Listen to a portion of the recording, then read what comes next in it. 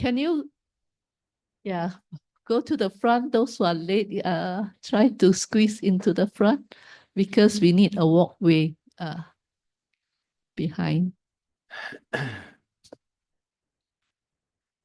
Thank you. So Ajahn, may we have 5-10 minutes of quiet time? Yes, and sit meditation for Meditation, 5 minutes, 10 minutes. I didn't set a timer, I just sort of see what.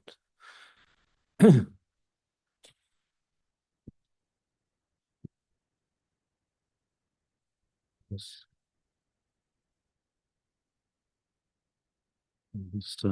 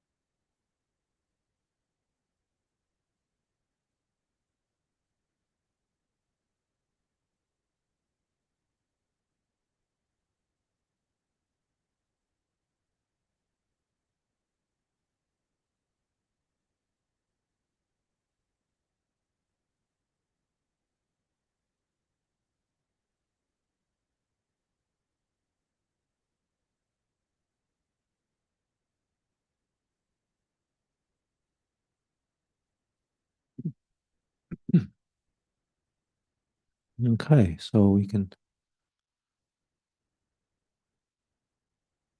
start with the morning's talk on Dhamma. The topic that was suggested to me was we're not made of sugar. Uh, what was the subtitle? Discipline and resilience or something, is it? Yes. Yeah. So there's a few more people coming in, maybe wait till they get seated.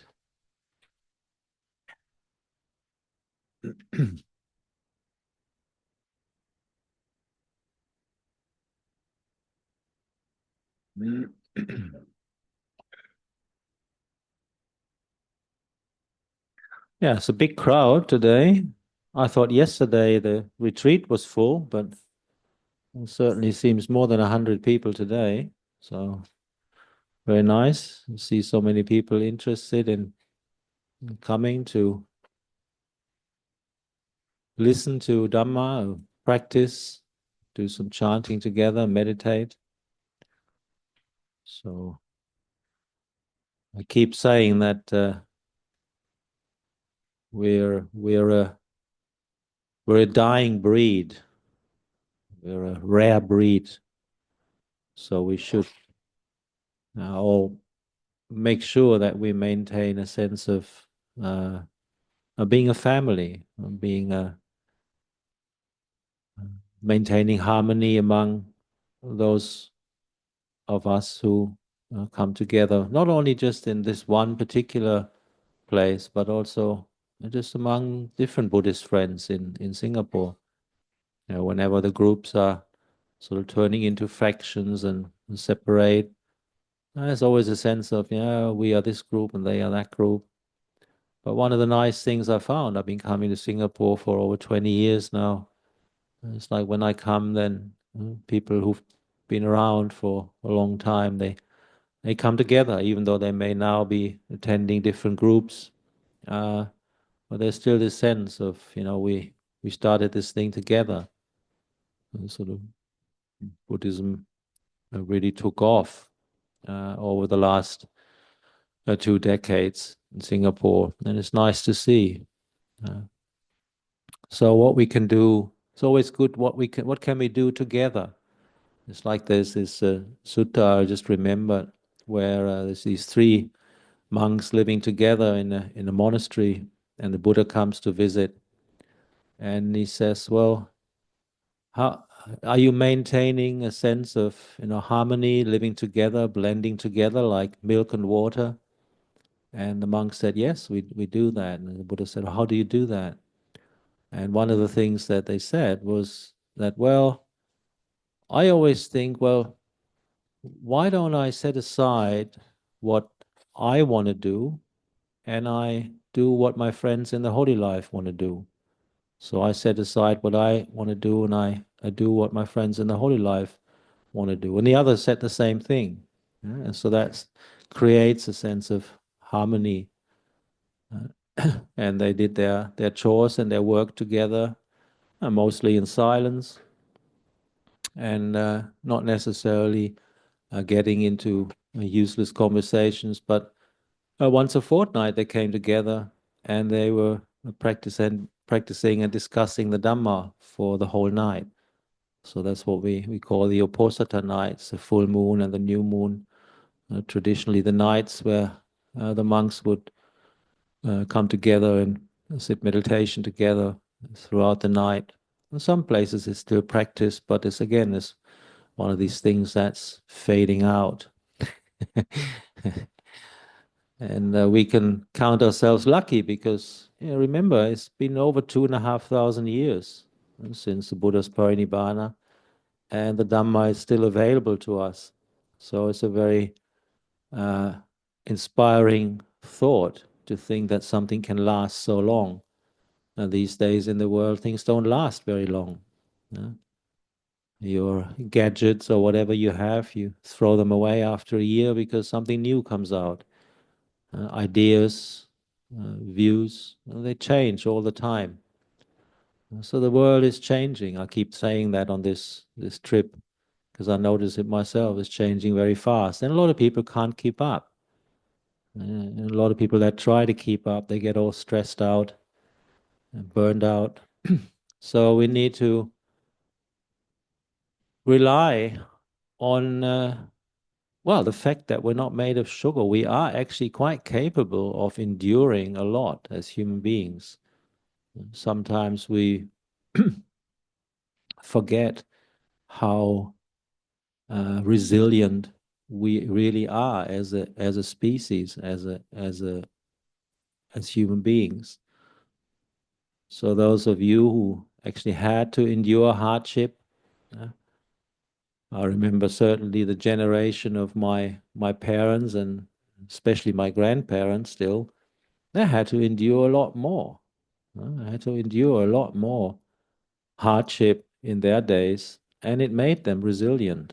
These days we don't get what we want very quickly because that's supposed to be like that these days. You want something, it has to be instant, has to be now.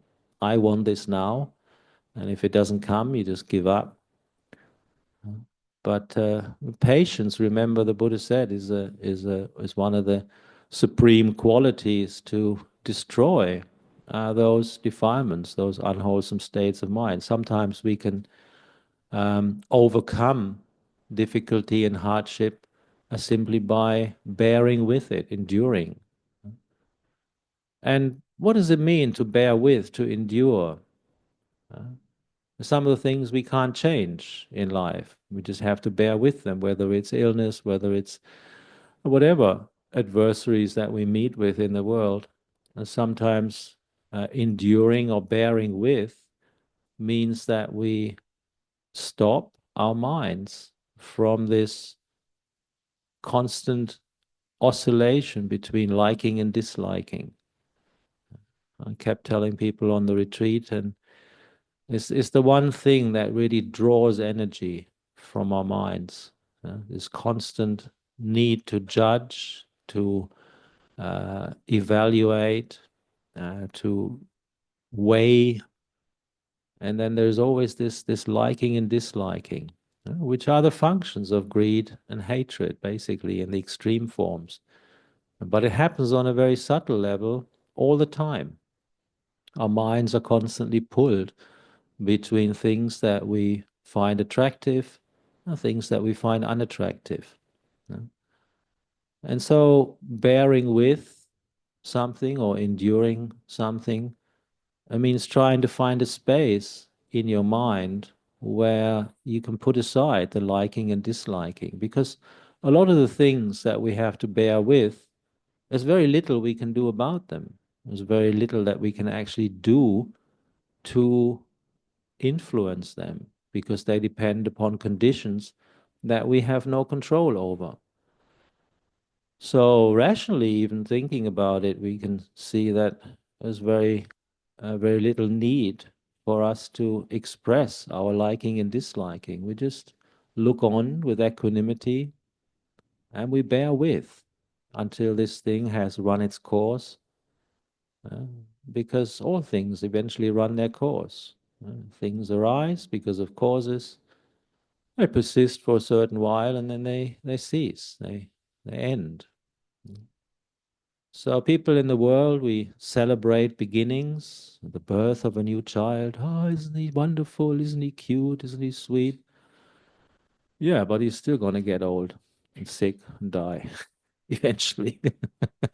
So a newborn baby, as sweet and cute as it might be, but it'll still eventually grow up and have to go through the same hardships that we've been through.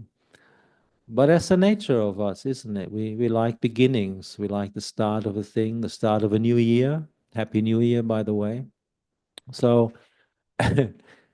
we like new things. Yeah. But what is really new in this world? What is really new?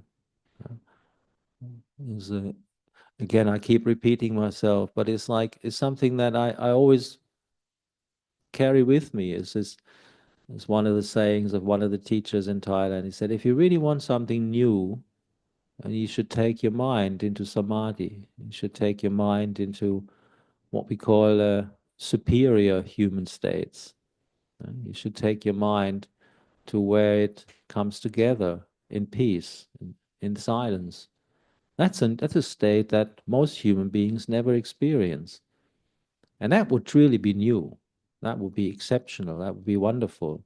That would be a superior human state. But even moving towards that, moving towards peace, moving towards a silence, we need to appreciate these qualities. If we appreciate the celebrations, say now coming up with the Chinese New Year, all the noises and the fireworks and the lights and all the displays and performances and what have you. If we enjoy that, it's fair enough. Why not? We're entitled to enjoy these things, so we deserve that.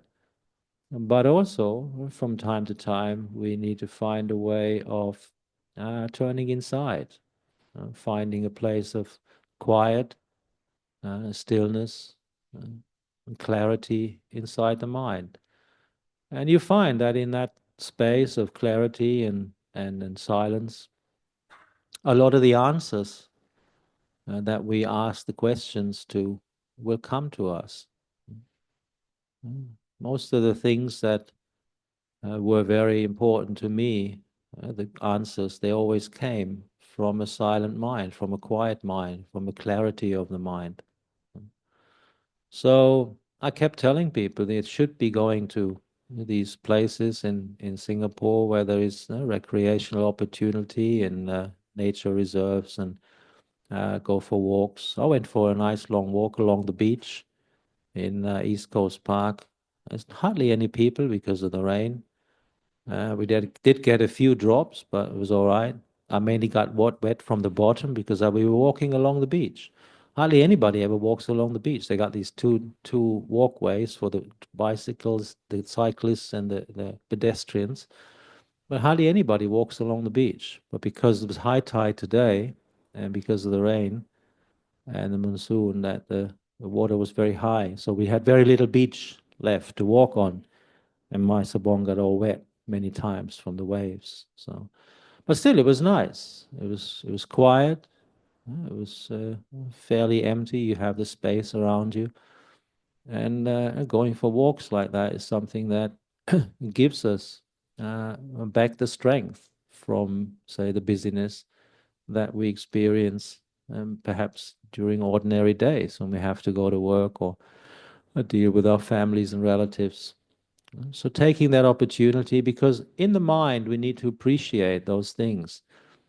Because when we appreciate them and learn to love being with ourselves, love silence, then the meditation is something that comes to us a lot more easy uh, than if we try to sit down and meditate from a very busy day.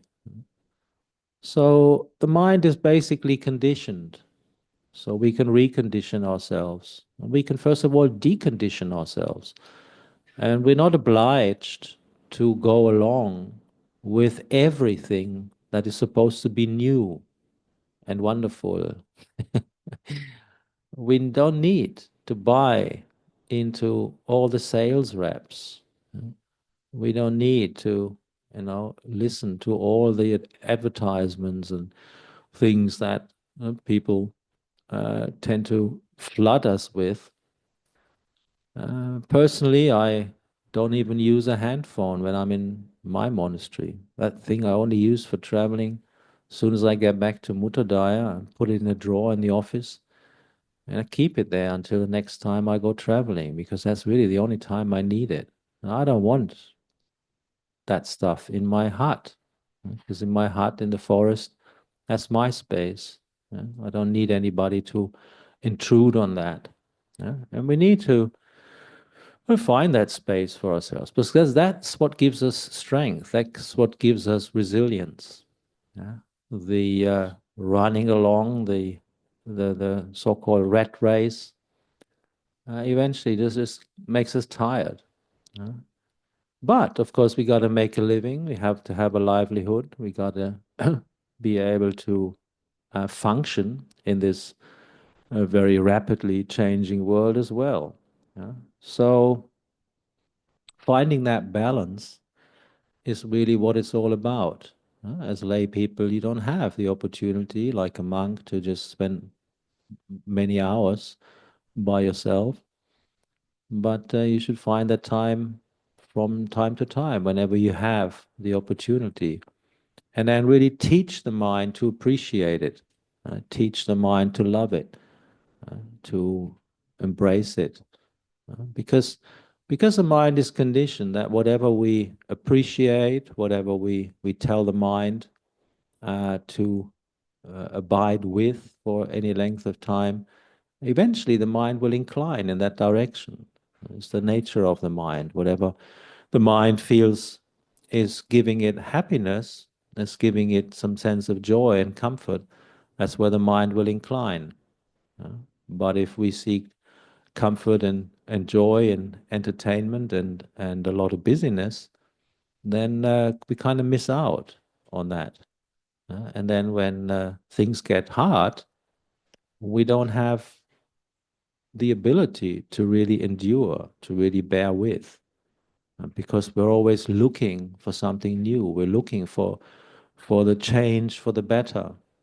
But the change for the better, it might not come necessarily as fast as we would like it to come. But if we can just turn towards our own heart inside, and we look inside, and we find that space in our own mind where we can come to a sense of peace and clarity, then that's very, very helpful. So don't be afraid of adversity, don't be afraid of suffering, because it's just part of nature, isn't it?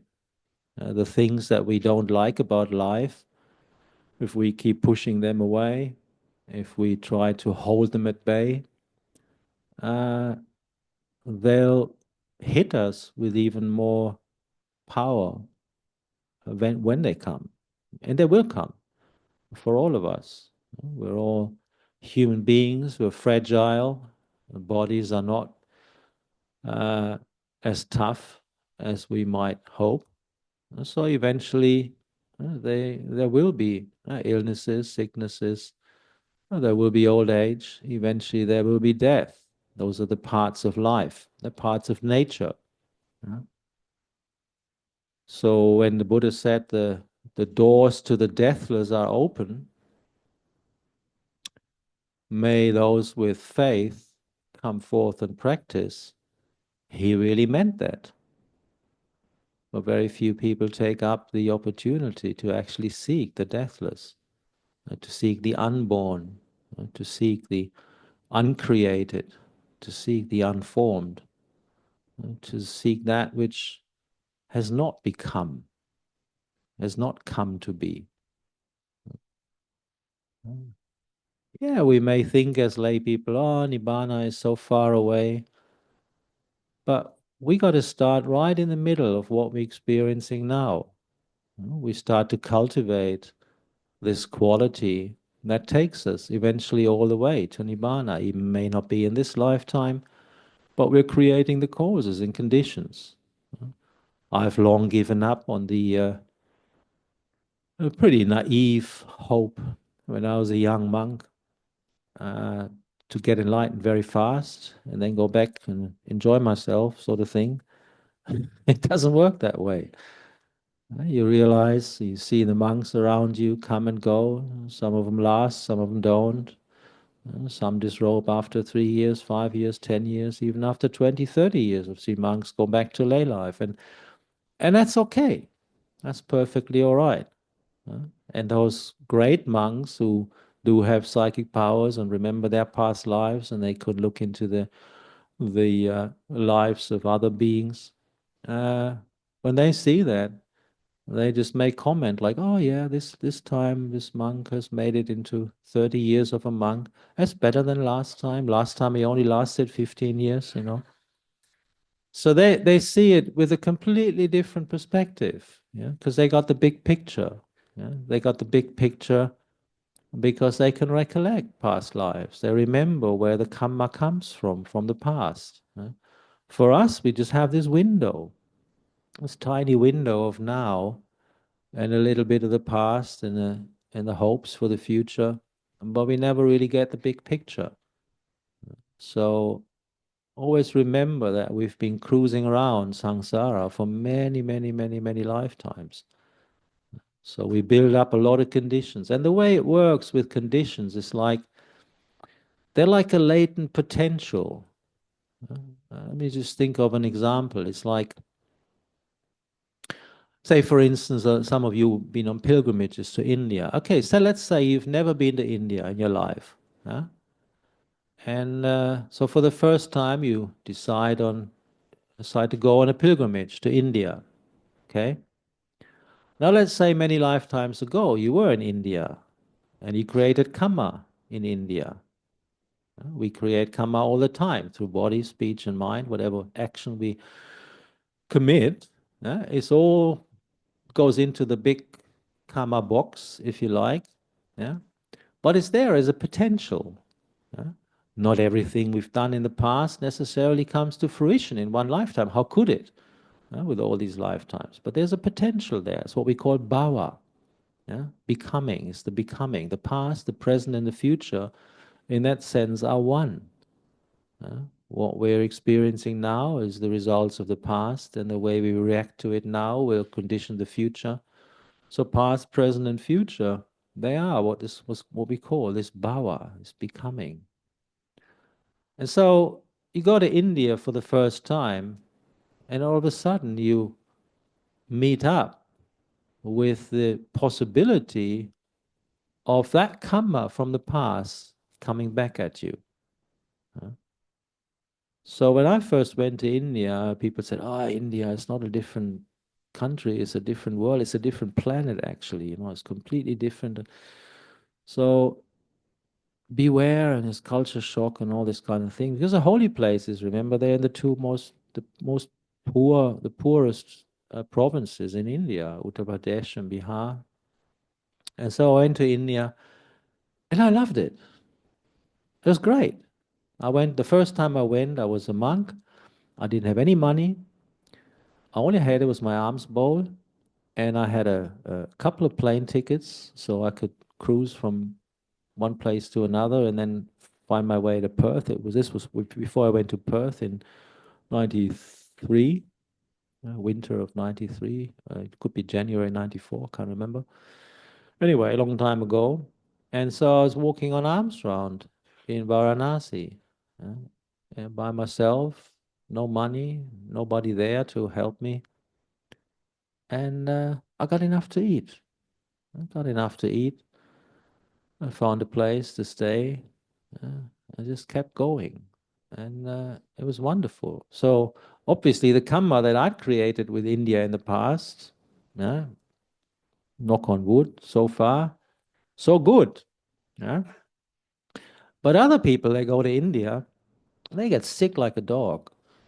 Really, really sick with diarrhea and weird coughs and fevers and whatnot, or they get robbed, get mugged. Yeah.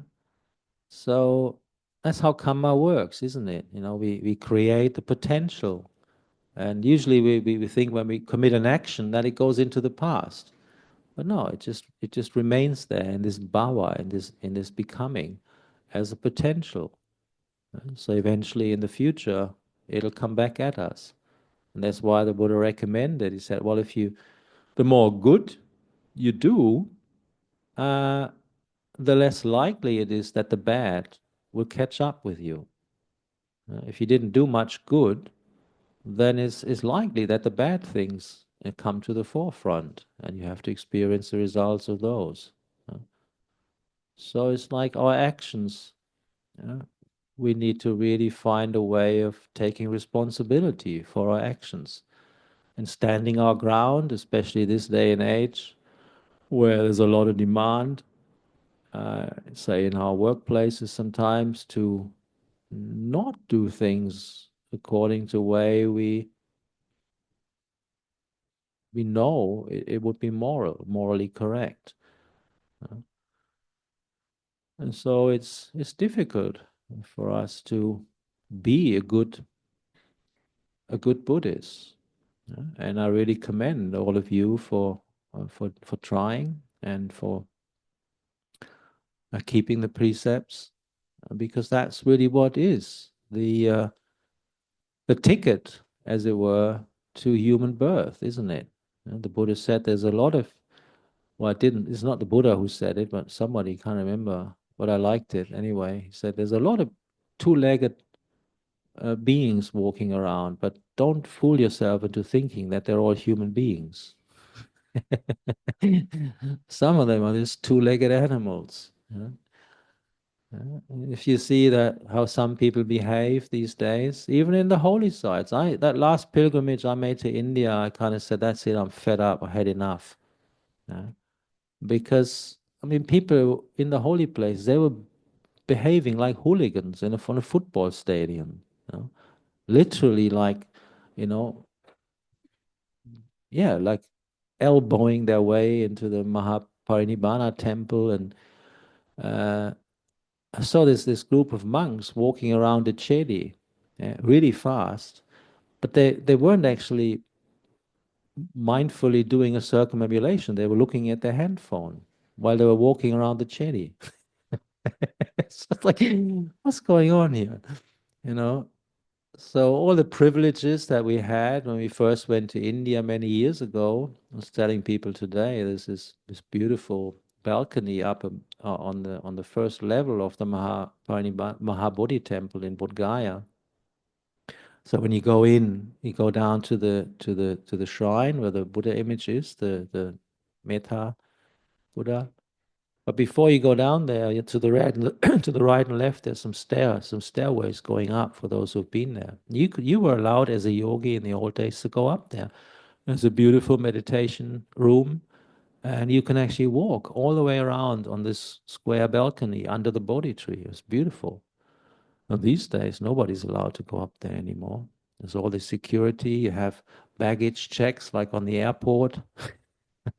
I much preferred it when the beggars were still around in the old days. It was more like India. Anyway, but this is the thing. We can endure these things. We can bear with these things. We don't need to get upset or angry or develop aversion. We can just see that as the necessities of life. The way the world works, it changes, and not necessarily according to the way we like it to change. So we aren't made of sugar. We can delve into situations that are potentially difficult. Yeah? And it's that which actually shapes us as human beings. It's the way we deal with adversity.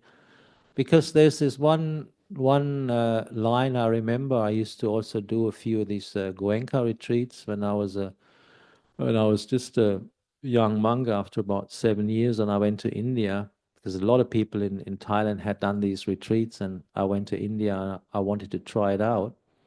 So I went to sit some of these Goenka retreats. I actually met him in Sri Lanka later on, Goenkaji and his wife. Uh, anyway, I just remember one of his lines, and he said, "Life is easy when it flows like a sweet song, but a man worthwhile is a man with a smile when everything goes dead wrong." So, I like that. So it's like we used to say in when I was a teenager, my parents, we used to do a lot of traveling, and sometimes we'd travel with another family, friends of my parents. Were scuba diving geeks who would always look for nice places in Egypt and Turkey and Greece and what have you to find good places for scuba diving. So sometimes we go sailing. Anyway, so sometimes we go with another family. And one of the things was the sort of the standard thing we'd say. It's like, if you really want to get to know someone, you got to go on holiday with them. Because that's usually where you really see, when there are situations that they didn't expect or things get difficult, whether they are as cool and resilient and as they pretend to be on the front. When things get difficult.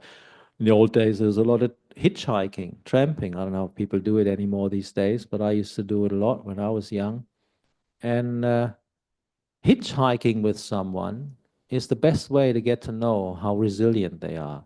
Because if you stand at the highway and you put your thumb out in the rain for 4 hours and nobody stops, which happened to me on several occasions, if you can still smile and crack jokes and be cool about it, then you got a bit of resilience there. But if you tramp with someone, hitchhike with someone who isn't made for that, and he just start bitching and complaining and whining and so yeah, it's like we gotta we gotta face up to life. And we gotta be willing to face up to life. So not to be afraid of doing things which are difficult, because those difficult things is like they shape us. We were walking along the beach and the day, and somebody said, "Ajahn, be careful! The sea may have washed some glass up, some sharp things." And I said to them, "No, the sea doesn't wash up sharp glass. Sharp glass is what people throw at the beach when they smash a bottle. What comes out of the sea is already polished, is already round. There's no sharp edges left on those glass sherds that may come up from the sea because it's been tumbling along the sand and it's been smoothened over. That's what pebbles are. Pebbles are like the sharp rocks when they first go into the stream, but by the time they get down the stream and land in the ocean, they're beautiful round pebbles. And that's life. If we allow ourselves to be tumbling down that stream, that river of life, if we use it properly, then by the time we end up in the ocean, then we are like smooth, round, beautiful pebbles. It takes the edges off. But if we avoid every potentially difficult situations, we avoid a critical talk from other people. We don't want to hear anything that offends our views and our opinions. don't say anything that might just offend me, even in the slightest. I mean, that's the end of democracy, honestly. I mean, democracy is supposed to be a diversity of people being willing to come together and talk about things, discuss things, with the aim of finding solutions together. Yeah? If you get all these people, well, we are like this and they are like that, and we don't want to hear what you have to say, we are right, you're wrong, um, that just makes you weak. It makes you weak, and it also makes you pretty unbearable. Whereas if you're someone who can just go into any audience, any crowd, and just be natural, because you've done it before, because you know how to react, you know how to act, you know how to talk to people, you know how to accommodate people, you know how to make them feel welcome, you know how to allow them to express their views and their opinions. And you're not trying to convert or convince or impose all of your views upon them. Um, That's what freedom of speech is. That's what freedom of movement is. And people, shed blood, sweat, and tears for those privileges. And then sometimes in the world these days, you see all those privileges that our forefathers fought for, being trampled upon. I find that really sad. So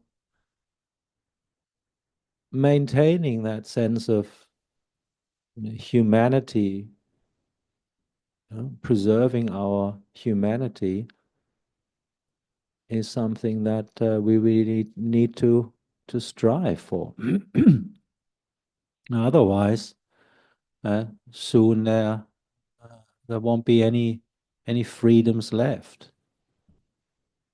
So we need to stand up for that which is good, stand up for that which promotes harmony and friendship, rather than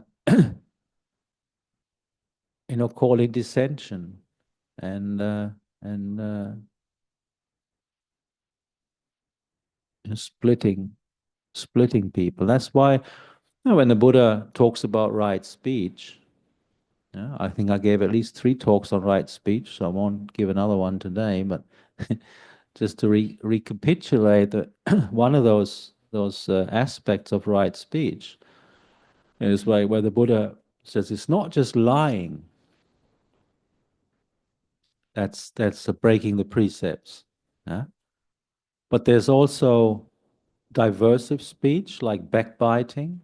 What they call it is another word for it. I can't remember of it. You know what I mean? It's like you talk behind people's backs, repeating here what you heard there to split them apart, set them against each other. That kind of talk. And there's harsh speech. Nobody likes to be spoken to in harsh ways. But then my favorite is actually the Pali word for it is so funny. It's called sampapalapa. Can anybody imagine what that means? I mean, it says it. The word says it all. Sampapalapa is useless talk. It's idle chatter. Yeah, it's useless speech. And how many times do we have to endure the useless talk of other people? A lot of people, the reason they talk so much is because they got nothing to say. So we're not compelled to listen to all that chatter. We can just politely smile and say yes, and then we walk away. So, because it's just useless information, isn't it? We don't need to fill our minds with more information. And then we can really process. Yeah, I said yesterday. I said, well, my memory chip is quite small, so I can't afford to remember all this stuff. I find it amazing sometimes for people to remember from the past. And for me, it just goes in here and out there, which I don't know if it's a good thing or a bad thing, but I've done okay so far. It's like It's like being in the present moment. It's like being with whatever is here now. That's how we learn to be resilient. That's how we learn to be uh, able to endure. If we always try to plan everything to the T and try to control every aspect of our lives, it's just frustrating and it's exhausting. And in the end, we'll just be disappointed because we can't plan for every possible scenario. So being flexible, being someone who can just, adapt at last minute, that's what really makes someone, I find these people a lot more pleasant. And those people who always try to control everything. They have to make an Excel chart for everything, this timing and all that, And in the end, it doesn't work out that way anyway. Because always something is going to change. Something's going to mess up the plan. And then they go frustrated. So being able to adapt and being willing to change things around at last minute is just staying with the moment, staying in the present, but being aware of the present. And that's where we actually cultivate this quality of sati that is talked so much about in Buddhism, and translated usually as mindfulness. But like I said the other day, it's like mindfulness to me is like such a worn-out term, because I've heard it just one too many times at least. Just be mindful. Now, what does it even mean to be mindful? So, but it means presence of mind. It means to be aware, to be alert, to be awake, to be attentive, to be circumspect, to be caring for that which is happening right now. That is one part of that sati, is the quality to know what's going on, but it should also always have the wisdom aspect that tells us what to do with what is going on. Because if we don't know, there's another thing that came up over the last few days was the question, what is doubt? As one of these three fetters. And it's the doubt about what is right and wrong. It's the doubt about what is good and bad. It's the doubt about what is wholesome and what is unwholesome. That's the vichikicha, one of the third fetter that keeps us from being a stream enterer. Some people tend to think that it's to be doubt about the Buddha Dhamma Sangha or doubt about your own practice. But that would mean that people from other religions don't have that. But all beings in the world have those fetters. That's why they're not stream enterers. So it's a doubt about what is right, doubt about what is right and wrong, good or bad, wholesome and unwholesome. So we have to strive to find out, to develop right view, and to develop the right view that the Buddha taught, which is accepting the fact that we're not here for the first time, and we're not going to be here for the last time.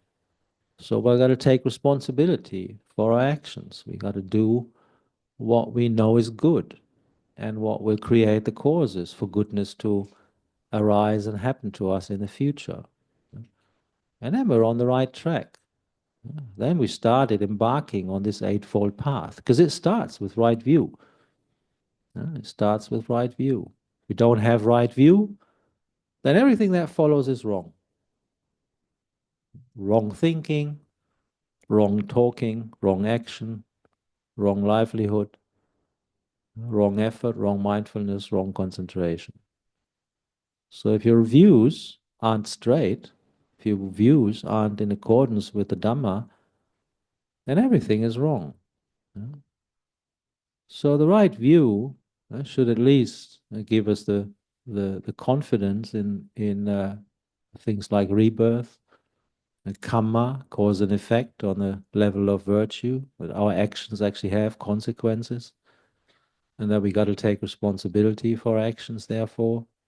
But it's also things like appreciating and developing gratitude to, say, our parents and teachers and those who have helped us mother and father are a very important part of that right view. And sometimes it's sad in the West to see how there's so much hardship and suffering between parents and children. I don't know how it develops in Singapore, but from my experience, and certainly over the last many years, that Asian cultures had more, what say in European cultures has been disappearing for a long time, but they still have that respect and love and devotion and gratitude towards parents as children. It's still part of our culture, and something that we should preserve and maintain. Because that's, I mean, these parents of ours, I mean, when we get born, we're completely useless. Completely useless. All we do is eat and crap. And if our parents dropped us at the bus stop and forgot us there, we would just die miserably, because we're not able to help ourselves as a baby. It takes many years for us to grow up to the point where we can actually start looking after ourselves. And until that age, the parents have to look after us. And it's hard work. It's bloody hard work. So just reflecting on that even is something that should give us a sense of gratitude to our parents, for bringing us into this world, for showing us the world, explaining it to us as best they can. And yeah, parents aren't perfect. Who is? You know? But that's where the sense of forgiveness comes in. There's a sense of forgiveness, being able to just put the past aside. And the reason people still fight in the world, the still reason we have wars and all that, is because people can't just draw a line and say, look, we screwed up in the past, we made mistakes, let's just start over again. No, they're dredging up the past again and again and again, and so they keep fighting. And it's just silly. There's just no wisdom there. There's no wisdom because it doesn't help themselves and it doesn't help the world. It doesn't help anybody to be grudge holding, and it's terrible. I'm not a grudge holder. I can never hold a grudge. It's just never could. I always thought it was stupid. I had this one monk, I told him off once in Perth. I remember that. I told him off because he was just really behaving like a fool. And I really told him off. And he didn't forgive me for like 2 years.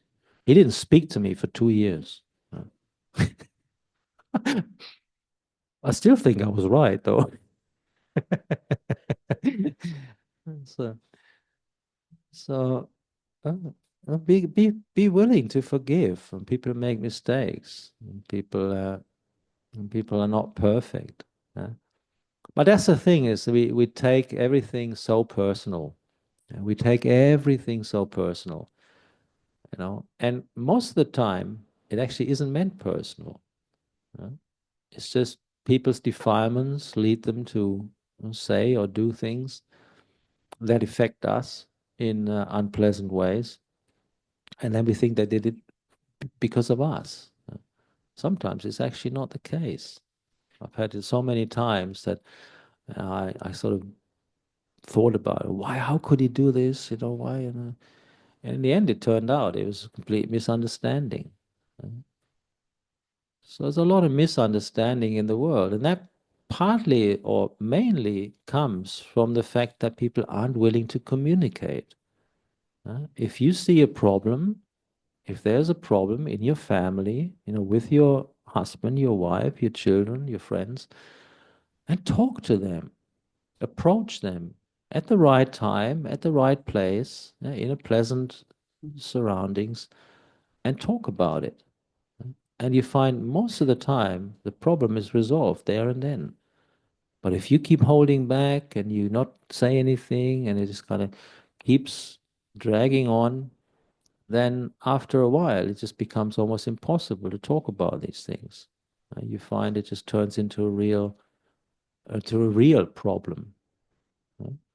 most of the things we get upset about are just tiny things, tiny little things. And it's just not really worthwhile to compromise our friendships and our harmony and our ability to live together in harmony as human beings, especially in a family with friends. But the other part of that the suggestion in the talk today was also the aspect of discipline. It wasn't just resilience, but it was also discipline. So what also gives us the ability to recognize that we're not made of sugar is the fact that is the ability to cultivate a discipline. And I'm very bad with discipline. I'm not a very disciplined person myself. I never have been. And so for me, it's very difficult to um, stick to a schedule, for instance. I can do it because I trained myself to do it. I can do it. But I much rather play things by ear, as they say. Yeah. But then there's certain things I learned over the years which are worthwhile. And one of the things that I really found worthwhile is to look into myself and find out the times of the day where my mind has the most energy, where I can really benefit from meditating during that time, and then really trying to use and develop those hours and use them for my practice. When I was teenager, young, I used to always stay up late into the night, got up late in the morning. And now it's the other way around. I usually go to bed about 10 or 11, but then I get up very early because the early hours of the morning to me are now the most precious time. So I disciplined myself to use those hours of the day for my own practice, for my own benefit. Mostly before other people get up, I get up, maybe have a cup of coffee or something, wash my face, and then sit meditation, begin the day. And I find that really, really useful. But also for yourselves, if you're not a meditator or something, but uh, use the early hours of the day for other activities. Go for a walk. But any form of developing a routine can, for some characters, be very, very helpful. And I don't know. My feeling of people in Singapore is they must be very disciplined, because is it not? Are people disciplined in Singapore? I mean, the way the laws work and how everything works, I mean, people must be pretty disciplined. You think Singaporeans are disciplined? Not really? Yeah, they are, huh? Yeah, that's what I thought. Yeah. So maybe for you it's the opposite. You should be more willing to play it by ear, more willing to kind of, adapt and adjust. Yeah. So, but it's like we need both. We need to be able to relax and adapt and be able to compromise. But at the same time, we also need a certain routine, certain things that maintain a continuity. Because in practice, the fact is that there needs to be continuity. Now, ideally, there needs to be continuity in mindfulness. For most people, that's very difficult. They can be mindful at certain times, but other times they just get swept away by the situation, by the demands. But continuity in practice is something that is really, really important. So continuity of precepts, not compromising your integrity and not compromising your virtue, standing your ground, continuity in performing your religious duties, because that also affords you the time where you can actually meet with like-minded people, like coming here, for instance, and have some continuity in that. But also the continuity of trying to maintain the mind in the present moment, to be more aware, to be more alert, to be more sharp, to be with what is going on, rather than going on autopilot and just kind of, going with the flow. And one way I found useful is to find these particular times where I would just stop myself. As the monk I lived with, he did something funny on the retreat. He taught a 10-day retreat. And he said, because this place has so many doors that you need to go through to get from one place to another, every time you open a door, make that the time where you stop your mind and bring yourself back into the present moment. So then you open the door mindfully, you open it mindfully, you close it mindfully without making a noise. Because if you slam the door, and people meditating in the next room, they will don't like that. And so finding little things in our daily life where we can take that opportunity to stop, recollect the present moment, bring us back into the moment, and just take stock of the state of our mind and what's going on right now. What is the state of my mind? And then slowly continue with our activities. So stopping yourself from time to time and bringing yourself back in the moment. That's also a very beautiful way of maintaining continuity and finding some discipline in your life. So I don't want to go on too long, because I did promise we did start a bit, I don't know, people said they might want to have a few questions and answers. So I'm okay with the meal, because the time here is technically I can eat till 1:15, so there's no rush really. So I'll be quite happy to answer a few more questions. But yeah, quite naturally, I'm basically coming towards the end of what I feel I want to say today. So hope that was helpful to you all.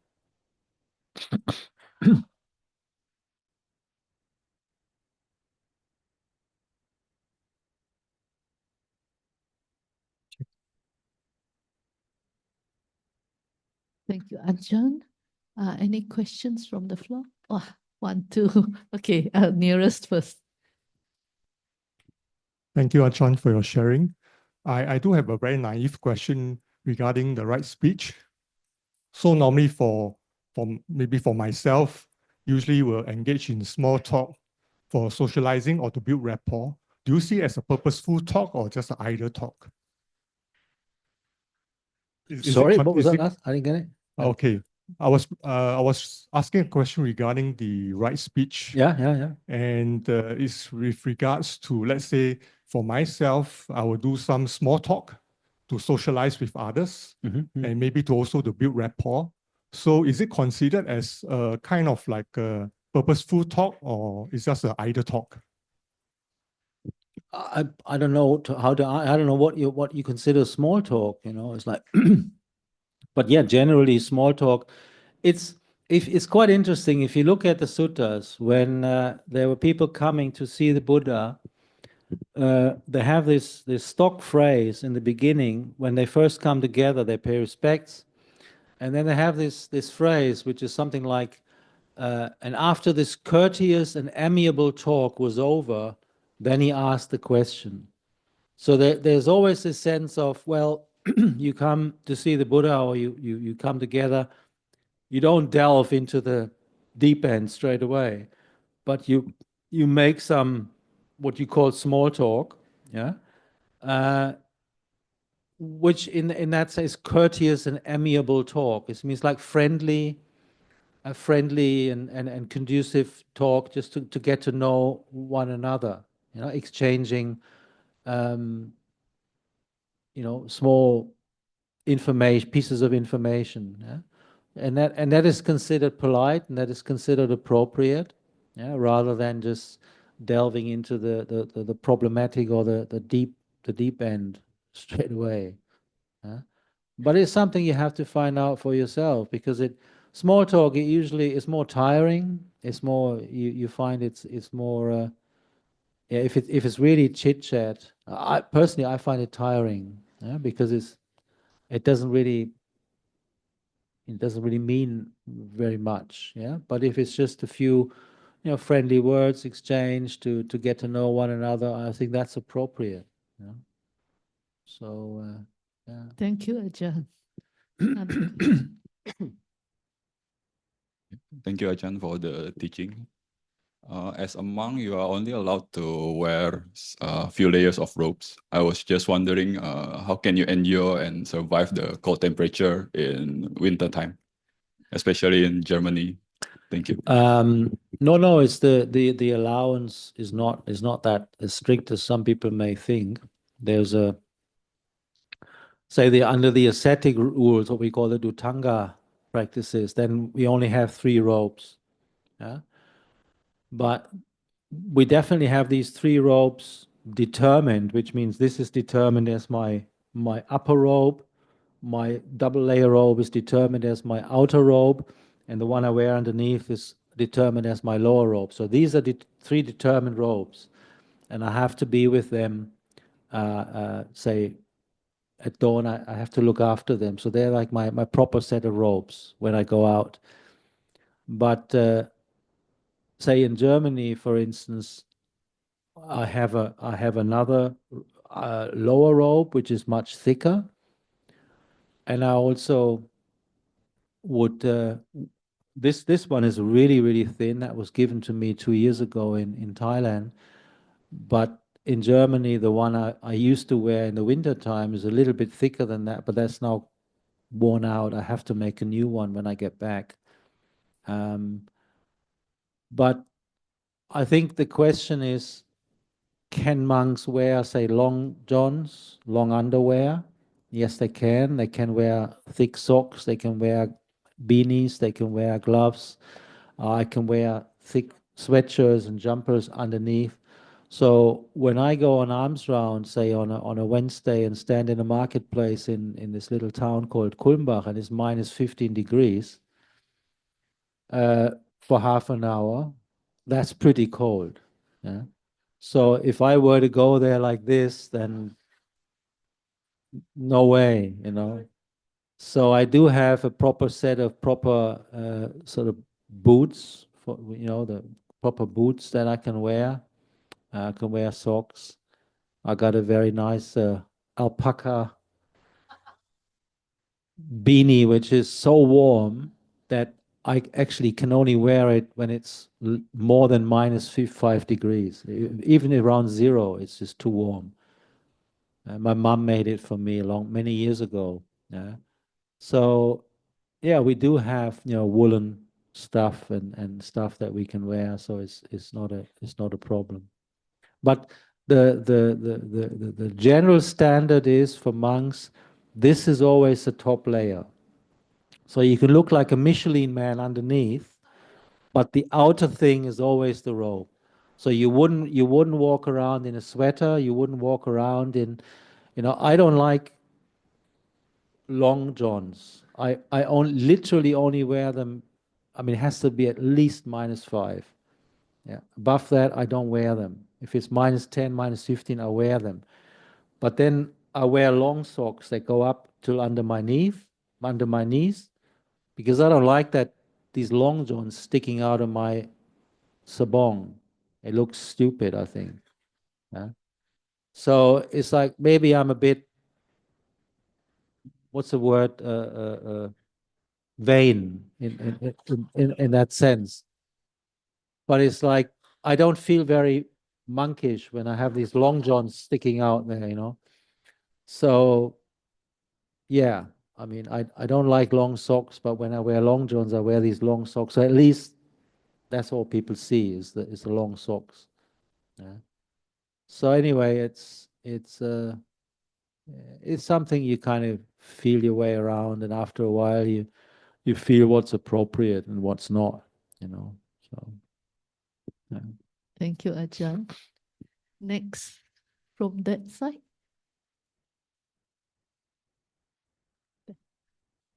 Oh, there are two more here. We'll start with Sis Jessie first. Thank you, Ajahn. Ajahn, I'd like to ask about walking meditation. You know, the first thing I learned was that you focus on the feet, Buddho, Buddho, but then eventually, you know, after a while,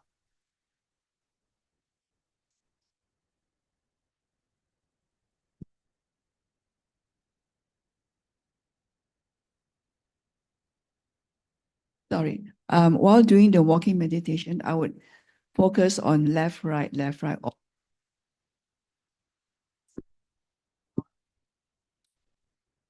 Breathing. Yeah.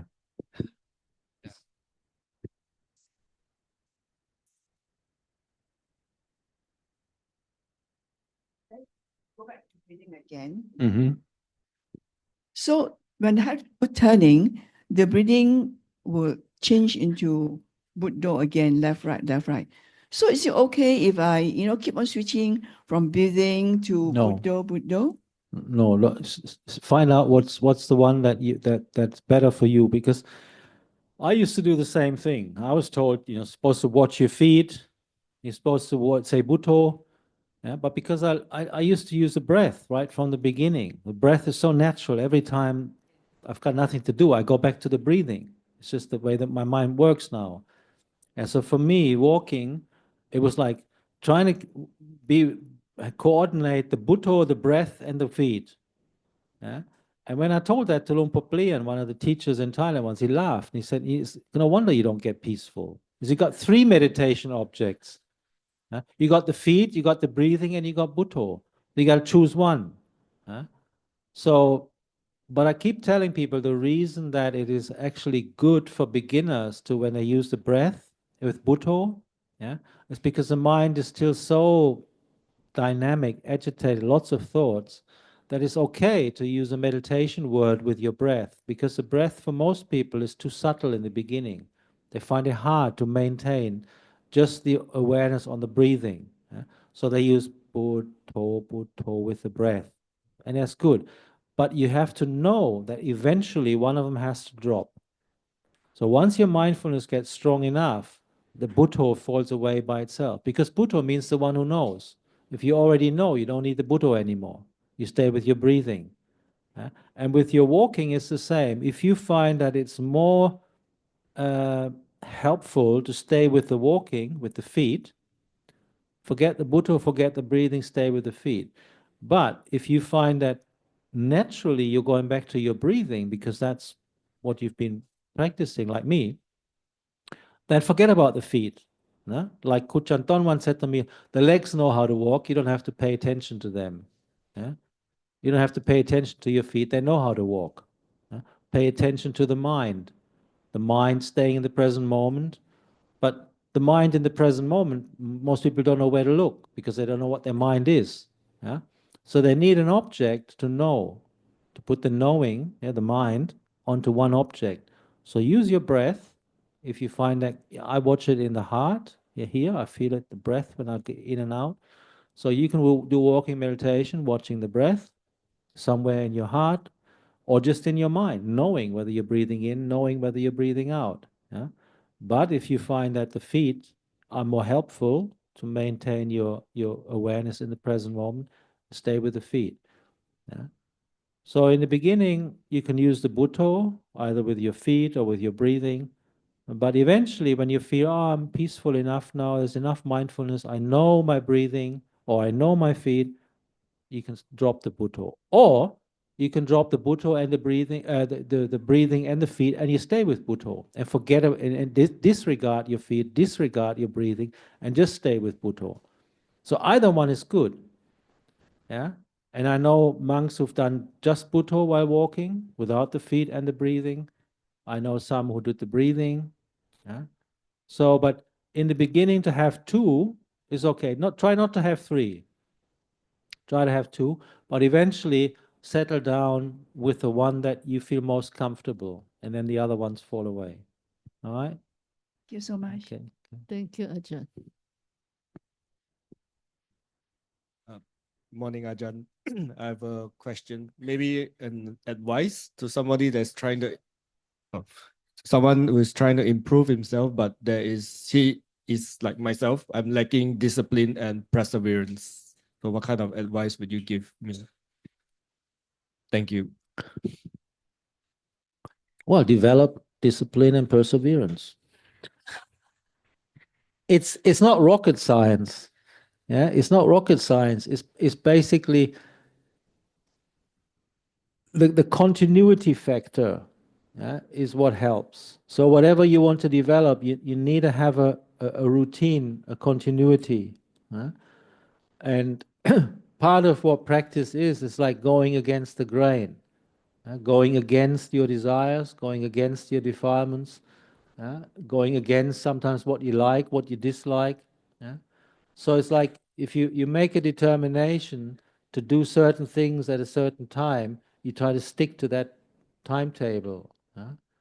Or sometimes you find ways of putting yourself in a position that is not particularly easy to endure, but just you do it purposely to train yourself. Like when we were in Thailand in the early years, there were lots of mosquitoes. So I learned myself to just sit meditation. I never used that stuff that people put on, because if you read what it says on the back, it says, don't put it on polyester, don't put it on plastic, don't put it on rubber, don't put it on this, but you're supposed to put it on your skin. Yeah, keep the mosquitoes off. Yeah, I never liked the stuff. It stinks and it's smeary and whatever. Anyway, so I prefer the mosquitoes. Yeah. So I just sit there and just let them bite. And sometimes you had like 30 mosquitoes on your arm. Yeah? And they're all sucking away happily. And it's like you can endure it to a certain point. Eventually comes a point where you say that's enough. Yeah? But I did that in the past. So now when I was in a place like Taodam or like Ratanawan just recently, you sit all afternoon and there may be 4, 5 in a space of 3 hours, mosquitoes. Yeah, it doesn't even bother me. I just let them finish, and I say, "Don't tell your friends. Fill up." And, you know, it's no big deal. You know, but that's because I trained myself to endure, lots of mosquitoes. Yeah? So it's like you need to train yourself. You need to be willing to train yourself, and you need to find out what areas can I train myself. But then you got to stick to a particular thing that it's what we call, they have these 10 paramita in the Buddhist teachings, and one of them is adhitthana, which means a resolution, which makes you make a resolve. That's what I'm going to do, and then you stick to it. So the thing about adhitthana is you try not to make a resolve. You try not to resolve something that you know you can't keep, because that will set you back. It's frustrating. Yeah? If you say, I'm going to sit meditation all night, I'm not going to move 1 inch, and after 5 minutes you think, oh, well, you know what I mean? It's like, but if you can sit easily for an hour, you can make a determination, I'm going to sit for 2 hours now. It's not going to kill you. You know it's not going to kill you. But to make 3 hours is pushing it. You see? So it's like you increase your endurance, your resilience, your pain threshold, little by little by little by little. Yeah? A friend of mine started meditation. He started with 5 minutes. Yeah? And he did 10, 15, 20, 30. Yeah? Now he sits for an hour comfortably without a problem. Yeah? But it's because he trained himself little by little by little by little. Yeah? And so you have to find areas and ways and means and things where you can do that. All right. Thank you, Ajahn.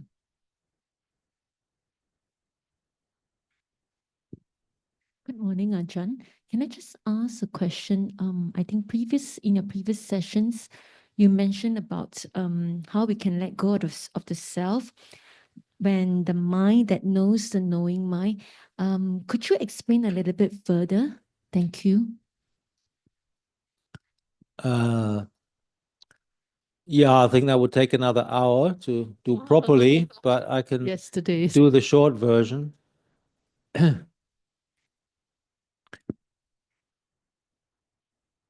I mean, the thing is, our experience is something that we take to be ours. And there's very little we can do about it until we actually find that there is a space that we can tap into that is not necessarily affected by these experiences. So what I'm trying to say is, like, there's a difference between the experience and that which knows the experience. And for most people to get their head around that is not easy, I know. But I keep saying, it's like, you know when you're happy, and you know when you're sad. So the happiness is a condition that you perceive as yours. I am happy. The sadness is a condition that you perceive as yours. I am sad. But that which knows is exactly the same for both. Does that make any sense at all? No, probably not. Yes, she said. Yeah. Yeah, she said yes. It's like you breathe in, you're supposed to be, I know I am breathing in. You breathe in, you know I'm breathing in. At the end of the in-breath, you still know, but the in-breath is gone.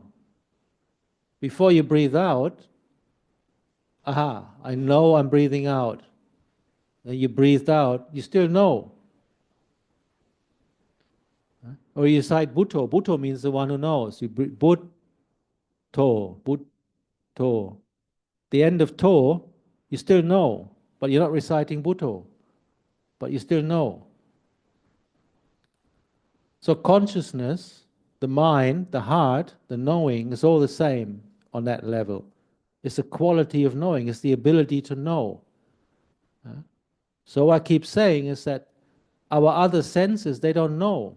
The eyes don't know, the ears don't know, the nose doesn't know, the tongue doesn't know, the body doesn't know.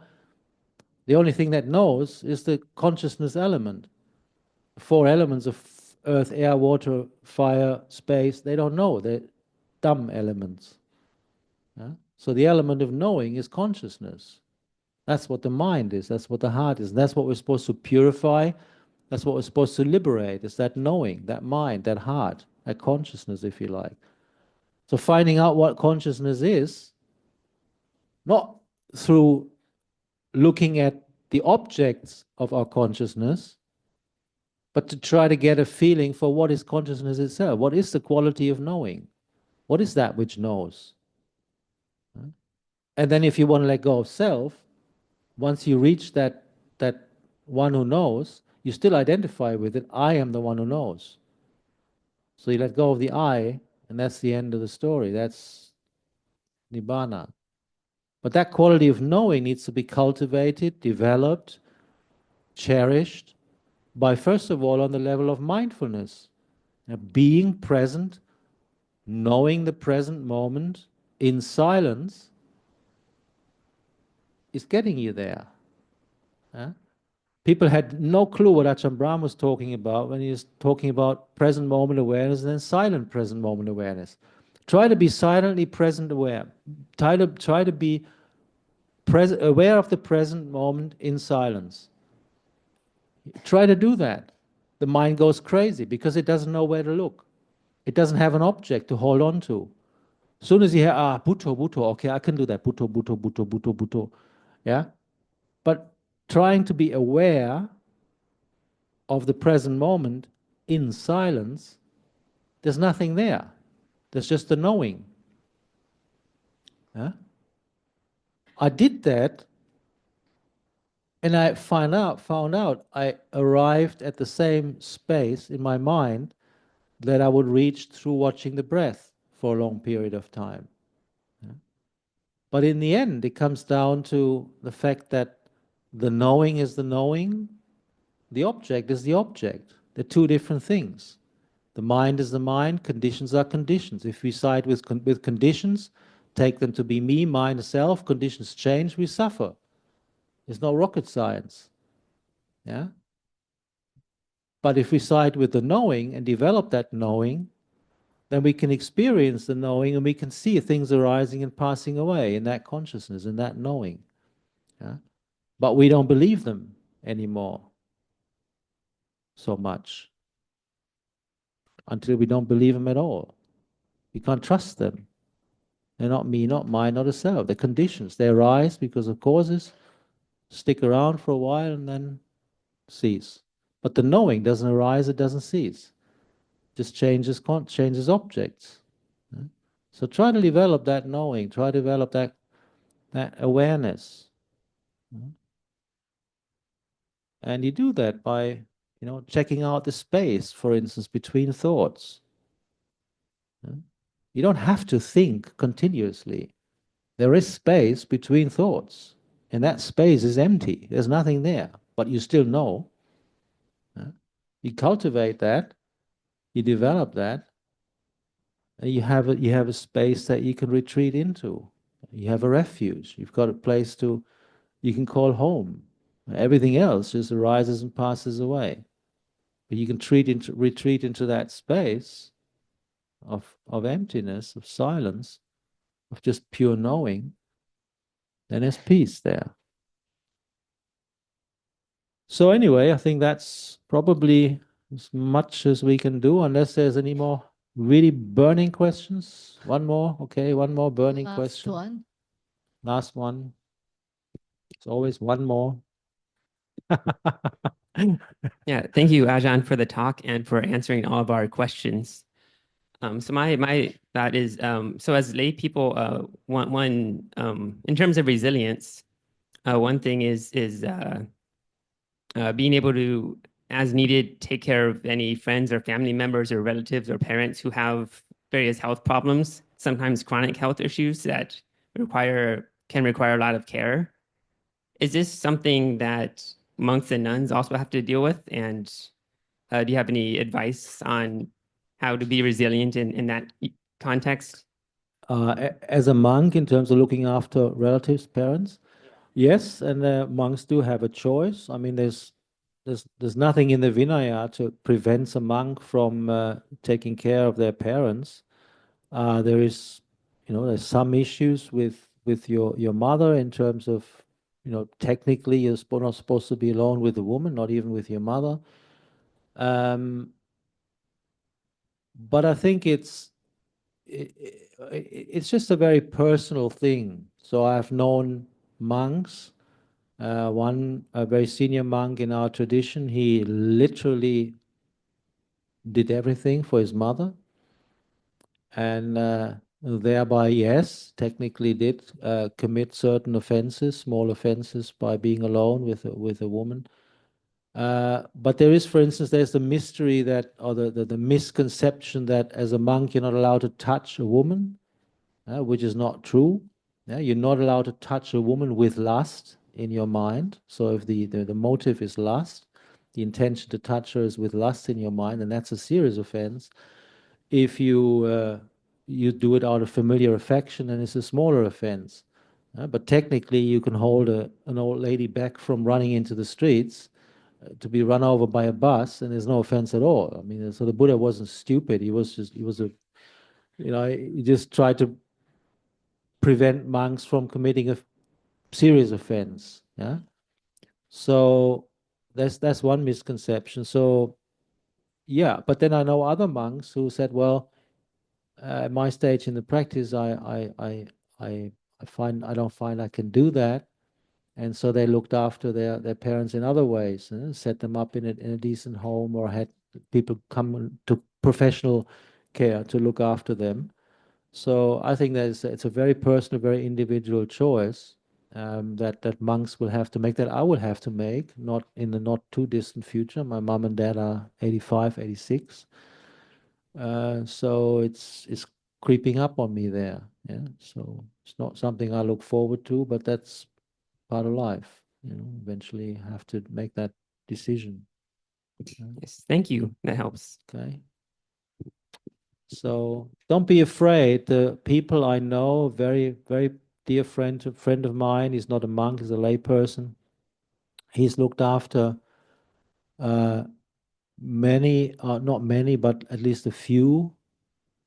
Certainly, he's both his parents, nursed them to the point of death, and also friends and relatives. And he said that doing that and nursing them, looking after them, is one of the best things he did in his life, because he learned a lot from that. It's really one of the things that, if you do it with the right state of mind, is very beneficial, because it is a true act of compassion, and you learn a lot about the things that you don't want to know about. Old age is suffering. It's shit and piss, cleaning it up is not pleasant. Yeah, vomit, what have you. The body is not as pleasant as we would like it to be. And doing that is something that you can learn to overcome a lot of resistance to that part of our life, which is a fact that we can't get around. So don't be afraid of it, and it can be very beneficial. Okay, so I think that's good enough this Yes. morning. So we pay respects to Buddha Dhamma Sangha together, and then we can get ready for Ajahn, can we So- share merits Okay, okay, first, yeah. and then give us a blessing before you? Oh, leave okay. the Yeah, food thank you for before- reminding me, because we realized that it was going to be too many people in these Yeah. little rooms for where the monks and the nuns is going to eat. So instead of taking the food into our bowls first, we're going to give the blessing Yeah. first, and then we'll do the food offering with maybe just a The few PROs, people. yeah, they will be outside there. So while the rest stay here for the announcements, Ajahn will receive the food outside, and then they will. So we do the sharing Sharing of of merit merits. together. Okay. Etawata chamhehi sampatang punya sampadang sape dewa anumodantu sapa sampati siddhya etawata chamhehi sampadang punya sampadang sape Buddha anumodantu sapa sampati siddhya etawata amhehi sampadang punya sampadang sambe satta anumodantu sapa sampati siddhya idang menya nang hotu sukita hontu nyatayo idang menya nang hotu sukita hontu nyatayo idang menya nang hotu sukita hontu nyatayo.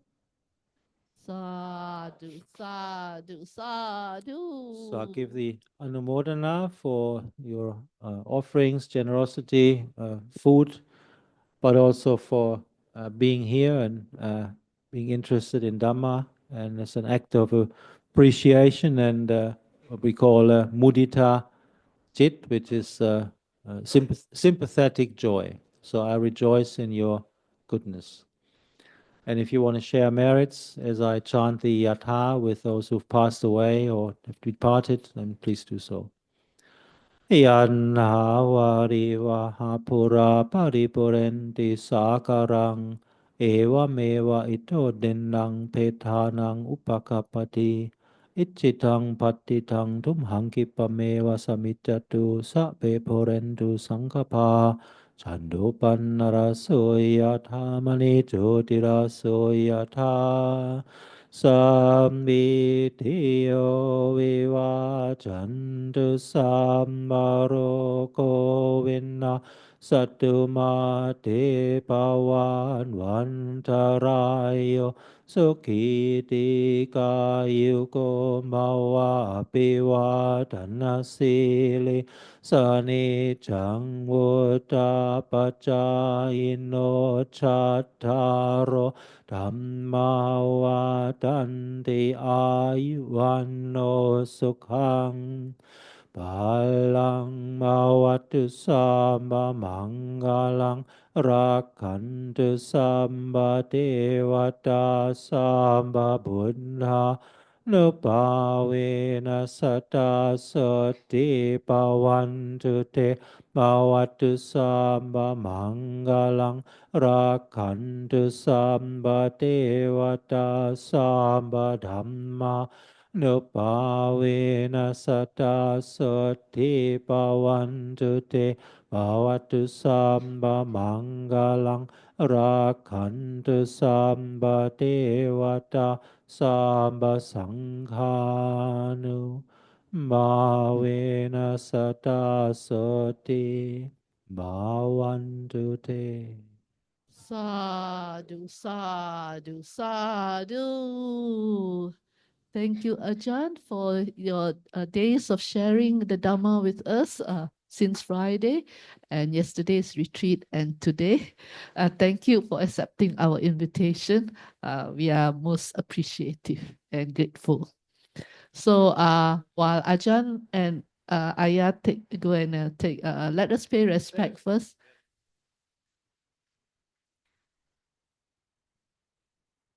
Arahang Samma Sambuddho Bhagava Buddham Bhagavantam Abhivademi